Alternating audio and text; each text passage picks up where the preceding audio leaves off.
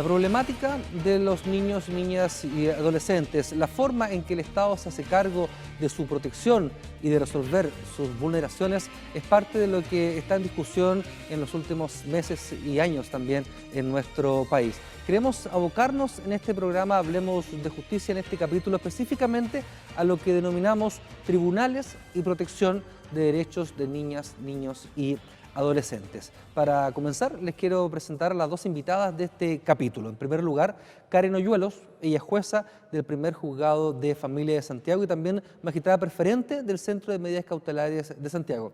Magistrada, muchas gracias por estar acá. Gracias por la invitación.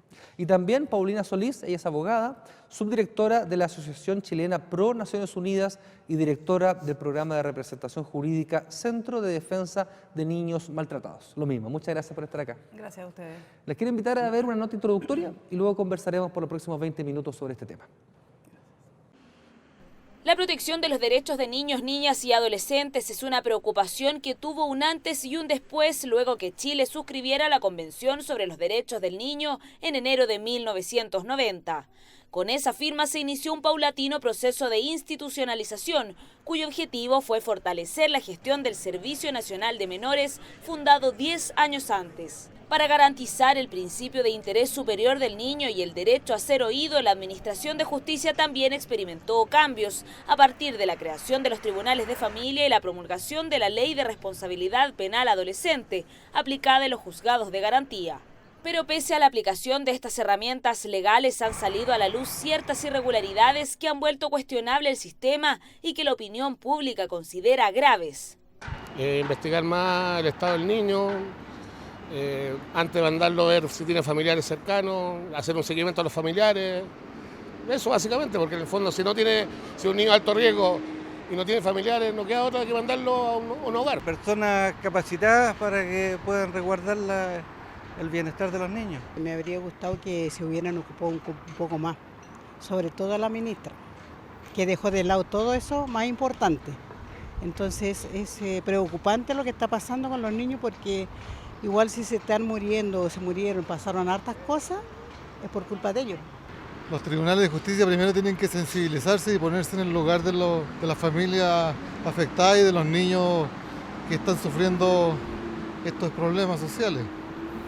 Porque si no se sintonizan con la realidad de esta gente, no logran tomar el espíritu de las leyes. El camino para proteger a los niños vulnerados comienza con una medida de protección dictada por un juez de familia. Tanto si el niño sufrió agresiones o abandono como si cometió una falta, se le considera vulnerado en sus derechos, por lo que se ordenan acciones de prevención y reinserción. El apoyo familiar es clave para frenar un historial con problemas. Cuando la situación es extrema y no existen padres o tutores idóneos para encargarse del cuidado y bienestar de un menor, el juez puede decretar su traslado a un centro residencial de protección total o parcial, dependiente del CENAME. Lo mismo ocurre si un juez de garantía lo considera imputable. En ambos casos, la falta de mecanismos de seguimiento y la reincidencia son elementos que amenazan la rehabilitación de los niños, niñas y adolescentes que ingresan a un sistema que, según los últimos acontecimientos, no protege a los niños de forma satisfactoria. Como deja en clara esta nota, la discusión sobre la protección que el Estado le entrega a niños, niñas y adolescentes con cierta vulnerabilidad, ¿cierto? Esa es la temática que queremos tratar en este programa. Magistrada, en primer lugar, a ojos del Estado, ¿cuándo una niña, un niño, un adolescente requiere una medida de protección? ¿Cuáles son las características que debemos detectar? Bueno, nuestro procedimiento establece, ¿cierto?, en el artículo 68 de la Ley de Familia, un procedimiento para vulneraciones de derechos. Estas vulneraciones de derechos están establecidas tanto cuando la vulneración es clara como cuando hay una amenaza de vulneración de derechos. Como habla el procedimiento, es vulneraciones de derechos. Por lo tanto, cuando hay un derecho que está establecido tanto en el ordenamiento nacional como en el internacional, que está garantizado para los niños, si están siendo interrumpidos o vulnerados, el tribunal debe actuar. Esa es la primera pesquisa que hay que hacer. Para estos efectos llegan un sinnúmero de denuncias al Tribunal de Familia de todo Chile, dando cuenta de situaciones que a veces están en el límite entre que son vulneraciones o no, y algunas son bastante claras. Frente a eso, el tribunal tiene, de acuerdo a su potestad cautelar, la obligación de actuar, investigar e interrumpir las vulneraciones que se están pesquisando. Aterrizando un poquito la discusión, ¿cierto?, en la práctica, ¿a qué le llamamos una vulneración de sus derechos? Maltrato físico, psicológico, no estudiar, no alimentarse, no vestirse, no sé. La gama de derechos es muy amplia. Tenemos que abocarnos a los derechos que están establecidos en nuestro ordenamiento interno como en el internacional. Y dentro de estos hay varios. Derechos, por ejemplo, acceso a la salud, acceso a la educación, a vivir en el seno de una familia, a no vivir con maltrato, a no ser víctima de abuso sexual, por ejemplo, que son las vulneraciones más graves. Por ejemplo, muchos niños que tienen conductas disruptivas y que han caído en el consumo de drogas, por ejemplo. Todas son vulneraciones de derechos que el tribunal, con el procedimiento que tiene, en armonía con los tratados internacionales, por ejemplo, específicamente la Convención de los Derechos del Niño, tiene la obligación de investigar e interrumpir, para finalmente que sean restituidos estos derechos. Obviamente, Paulina, a modo de experta, ¿cierto?, y analista del sistema, ¿cómo evalúa usted la protección que el Estado le da en la actualidad a los menores vulnerados, a los niños vulnerados? A ver, es evidente y es de conocimiento público que la protección ha sido bastante deficiente desde que nuestro país ratifica la Convención sobre los Derechos del Niño el año 90. Tenemos que hacer presente que la Convención es un tratado internacional de rango constitucional. Claro. Y por tanto es vinculante para todos los poderes del Estado. En ese contexto, uno esperaría, como sociedad civil y como organismos que trabajamos para la protección y para la prevención también y restitución de los derechos de los niños, que existiera una política pública más integral que apuntara hacia la construcción efectivamente de un sistema integral de protección de todos los derechos y de todos los niños, no solo de aquellos niños que han sido gravemente vulnerados. Hoy en día efectivamente nuestro país está preocupado y enfocado solamente para los niños que han sido víctimas de delitos o de vulneraciones graves hacia sus derechos, pero carecemos de mecanismos o de instancias que prevengan que niños que están amenazados en sus derechos terminen siendo vulnerados y terminen siendo sujetos de atención tanto de los tribunales de familia como del sistema penal que hoy día existe. Cuando hablamos de derechos de los niños estamos hablando de derechos humanos. Desde la ratificación de la Convención el año 90 se genera un cambio de paradigma jurídico que no es menor y que obliga al Estado de Chile precisamente a generar una serie de modificaciones para contar con la legislación acorde, contar también con política pública en infancia que prevenga, que restituya derechos y que esa restitución sea para satisfacer de la manera más absoluta y plena el interés superior del niño que está involucrado en un contexto judicial. Magistrada, a nivel de procedimiento, cuando usted en su tribunal, en el centro de medidas cautelares, ve una vulneración de derechos, ¿qué herramientas tiene? Bueno, para tratar, ¿cierto? Claro, los tribunales de familia tienen principios que lo informan, ¿cierto? El principio de colaboración, el principio del interés superior, el principio de mediación y la potestad cautelar.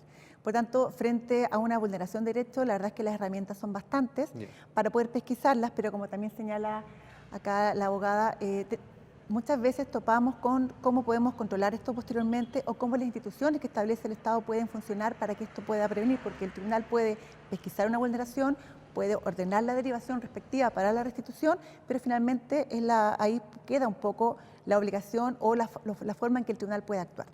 Dentro de los mecanismos están principalmente citar una audiencia o contactar a las instituciones del Estado que establece el Servicio Nacional de Menores, por ejemplo, la Oficina de Protección de Derechos, para que puedan constituirse en los domicilios y verificar la situación de los niños. Tenemos facultades amplias, por ejemplo, pedir orden de búsqueda para los niños cuando hay familias que no quieren participar de la intervención, son más bien refractarios. Y en ese sentido, el Tribunal de Familia en general tomamos esas medidas muy en serio y las aplicamos para pesquisar la situación de los niños y poder finalmente restituir sus derechos. Claro, el ingreso a un centro residencial es la última opción que tiene un juez de familia. ¿Tiene otras previamente? Muchas. Por eso yo planteé al principio, el procedimiento proteccional estaba concebido en general para la declaración de vulneración de derechos, o sea, cuando tengo una vulneración clara.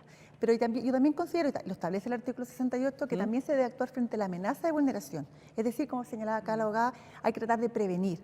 Y en ese sentido, la Convención también le entrega al Estado de Chile una obligación de prevenir conductas vulneradoras para evitar la cronificación de las conductas vulneradoras. Para eso están los programas de CENAME que son preventivos. Por ejemplo, los programas de prevención focalizada, los programas de reparación en maltrato grave. Muchas de las dificultades que tienen estos programas es que la demanda que existe es tan alta que no dan abasto para poder apoyarlos. Hay listas de espera para estos programas que hacen que los niños que requieran su atención tenga que ser dilatada su intervención en el tiempo y obviamente eso cronifica la vulneración. Ahora, del punto de vista, digamos, de estos programas es preventivo y uno lo puede actuar y la medida de internación, uno espera como Tribunal de Familia que cuando estos programas no han podido actuar, no han podido cumplir su objetivo y tengamos una familia que sigue insistiendo en estas conductas vulneradoras, pensemos en la internación en un hogar de cename que debe ser necesariamente la última medida. Sí, Paulina, en cuanto, quiero separar primero lo de la amenaza, siento que llevamos la conversación hacia allá y luego lo que pasa allá con la gente que está vulnerada derechamente. En cuanto a esta amenaza, ¿el Estado tiene alguna herramienta? La magistrada dice que hay muchas, pero que no necesariamente todos los organismos estatales cumplen el rol para prevenir. ¿Cuál es el análisis que hace usted y en qué punto exacto se podría mejorar esto? Sí. Ahora, la protección de los niños, niñas y adolescentes de nuestro país, independiente de si son extranjeros o son nacionales, le corresponde al Estado en su conjunto. Y les corresponde porque es el garante principal de proteger los derechos de niños, niñas y adolescentes. Nos corresponde a la sociedad civil, le corresponde a la comunidad y por cierto que en distintos niveles de responsabilidad.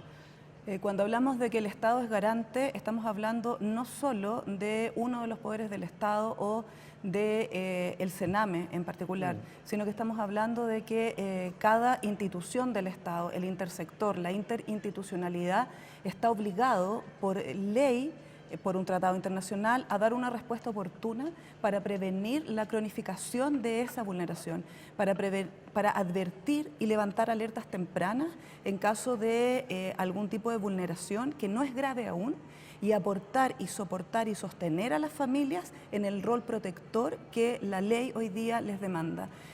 Hoy día eso no ocurre, generalmente estamos llegando muy tarde. Estamos llegando cuando la vulneración se ha producido y no cuando se ha producido una sola vulneración, sino cuando se han producido una multiplicidad de afectaciones a distintos derechos. Cuando uno se encuentra con casos y con situaciones de abuso sexual, probablemente la comisión de ese delito no es la única vulneración de derechos que ha sufrido ese niño. Ha estado desescolarizado, no ha tenido la atención de salud que requiere, si presenta alguna patología mental no existen camas. Entonces, para poder llegar frente a una amenaza de vulneración, tenemos que estar conscientes que esto es responsabilidad de todos.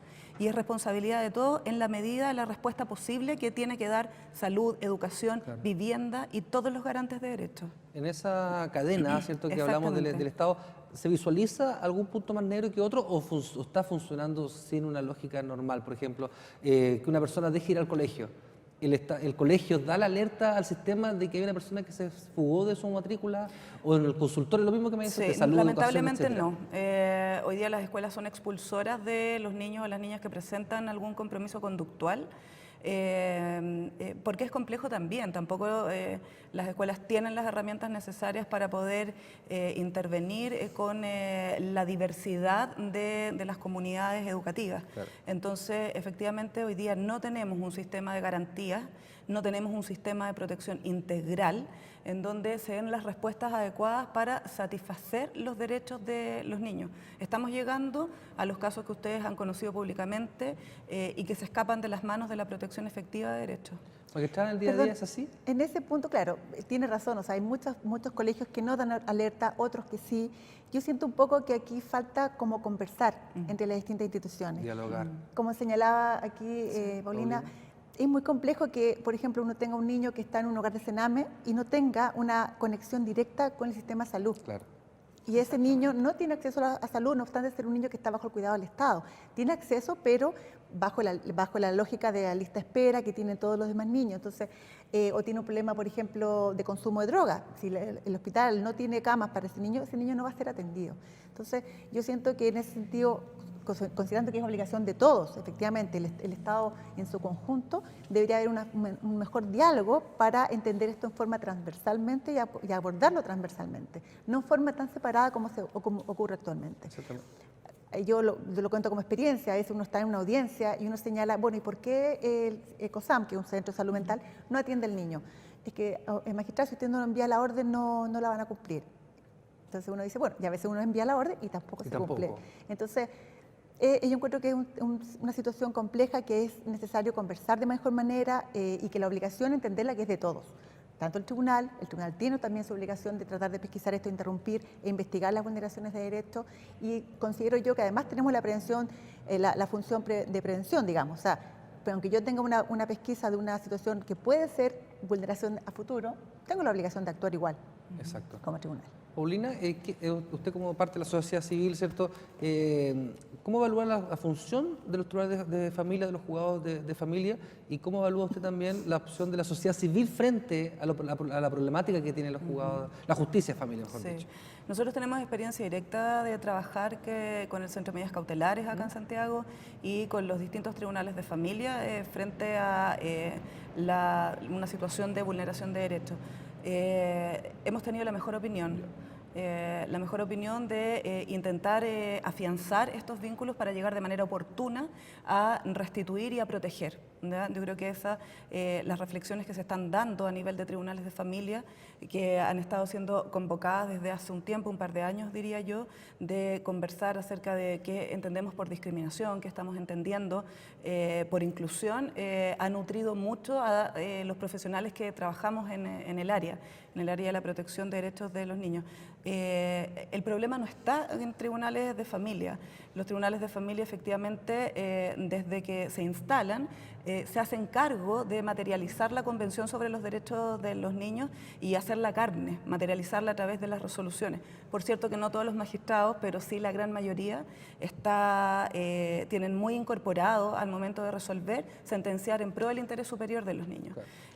Hoy día, como la única justicia que se involucra con los niños no es el sistema de familia, sino que es el sistema penal, ahí yo creo que hay una gran deuda de protección hacia los derechos de los niños. Los estándares de prueba en casos de delitos sexuales cometidos en contra de los niños son inalcanzables frente a una víctima muy pequeña que no tiene posibilidades de pelear frente al principio de inocencia.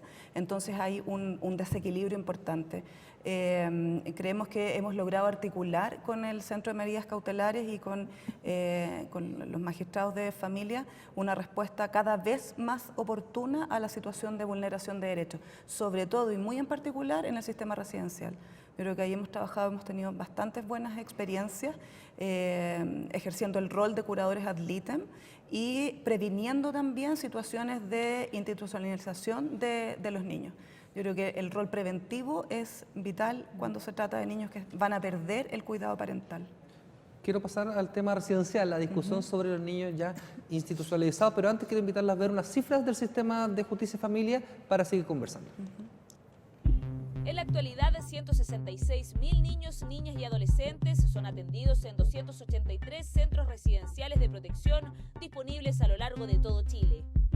146.000 de ellos ingresaron a partir de una medida de protección decretada por tribunales. En 2014 ingresaron 81.168 causas por medidas de protección a los tribunales de familia. El último año se decretaron 19.430 casos de internación provisoria por infracción a la Ley de Responsabilidad Penal Adolescente.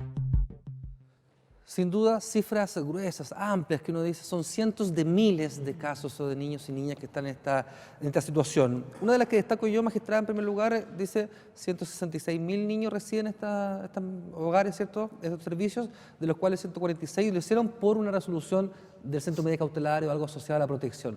Ya estamos en los tribunales, claro, ya estamos en esta etapa de internación. ¿Cómo evalúa usted esto? ¿Cómo se fiscaliza? ¿Cómo se lleva el día a día cuando usted tiene una resolución que tiene un menor residencializado, ¿cierto? Agradezco la pregunta. La verdad es que a lo largo de los años efectivamente ha habido un cambio de paradigma importante en aras de entender que esta medida es la última medida. Claro.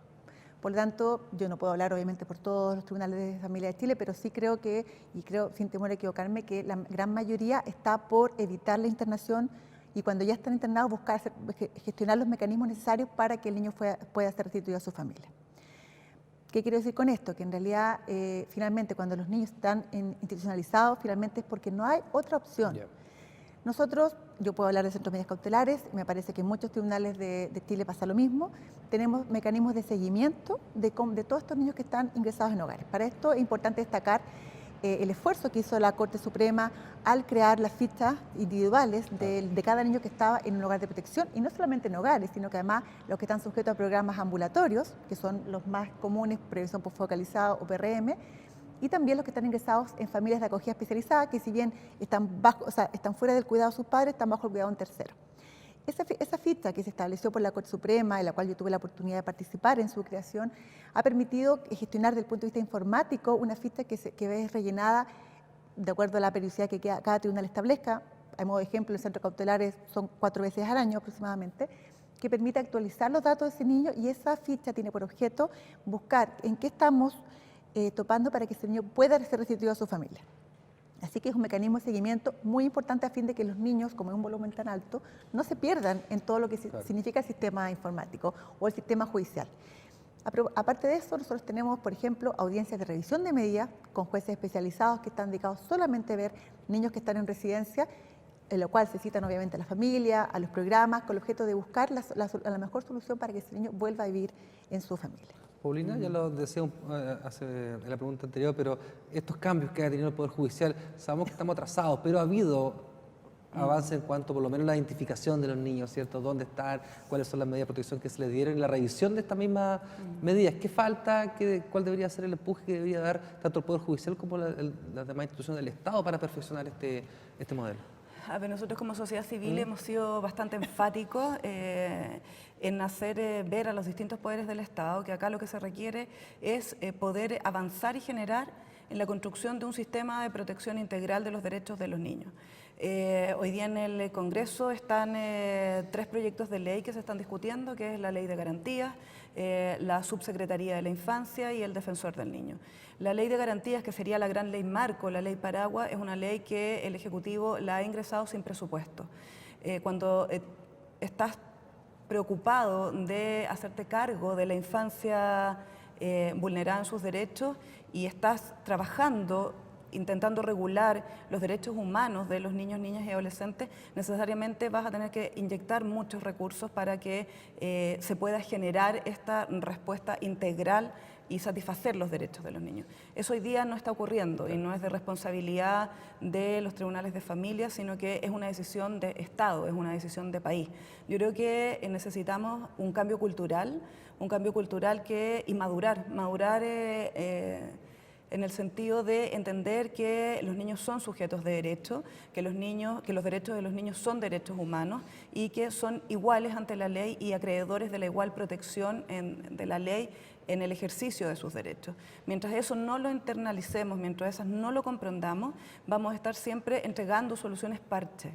Y las soluciones parche no van a dar resultado y van a terminar escandalizándonos una y otra vez más, como ocurrió con el lamentable fallecimiento de Lisette y de las otras muertes que hemos tomado conocimiento. Como dice la magistrada, efectivamente la institucionalización debe ser el último recurso, pero para que eso efectivamente sea el último recurso, tenemos que trabajar con los adultos de confianza de los niños, tenemos que trabajar con los adultos significativos, con las familias, ocuparnos de la integralidad de la intervención. No podemos solo poner el foco en que el niño vaya al colegio y fragmentar la intervención como hoy día se está proponiendo. Es lamentable pensar en que fragmentando las intervenciones de Sename, en este caso, vamos a poder dar respuesta a una situación de tan alta complejidad como es el sistema residencial. Entonces ahí nosotros hemos sido bastante críticos de pensar y decir, bueno, ¿qué está pasando con los niños que están escuchando en las residencias, que son niños que tienen derecho a opinar, a ser escuchados, a participar, porque son sus vidas las que se afectan con las decisiones de otros?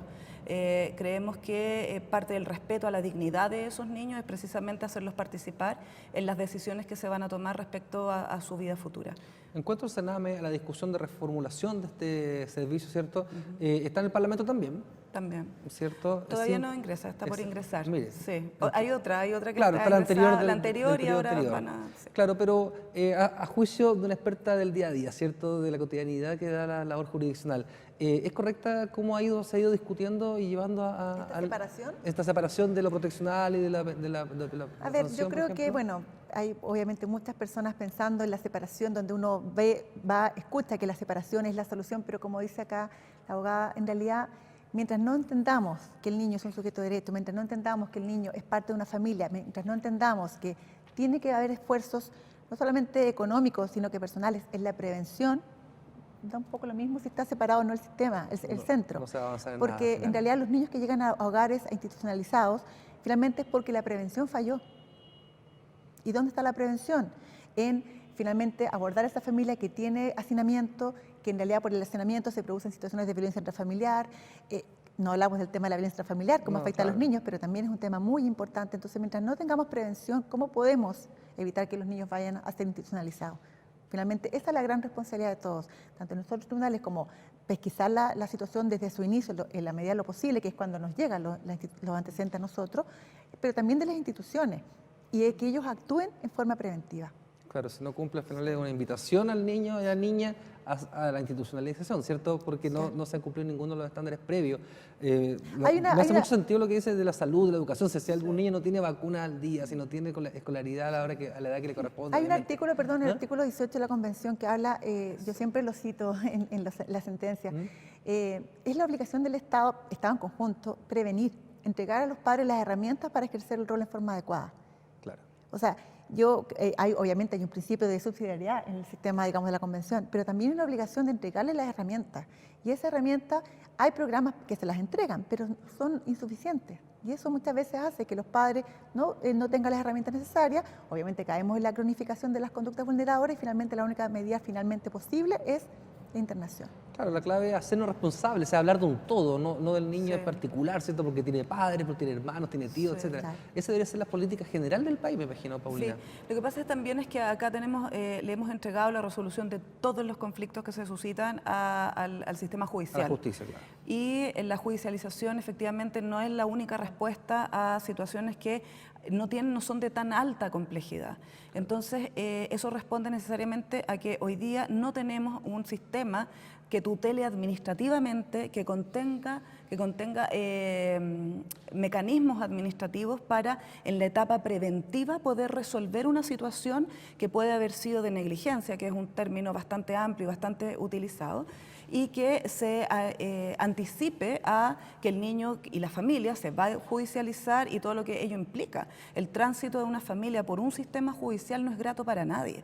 Entonces, es vulnerador. Absolutamente. Exactamente, también es vulnerador. Si tuviéramos una institucionalidad que pudiera dar respuestas administrativas previas, podríamos resolver mucho antes lo que hoy día se está resolviendo en los tribunales.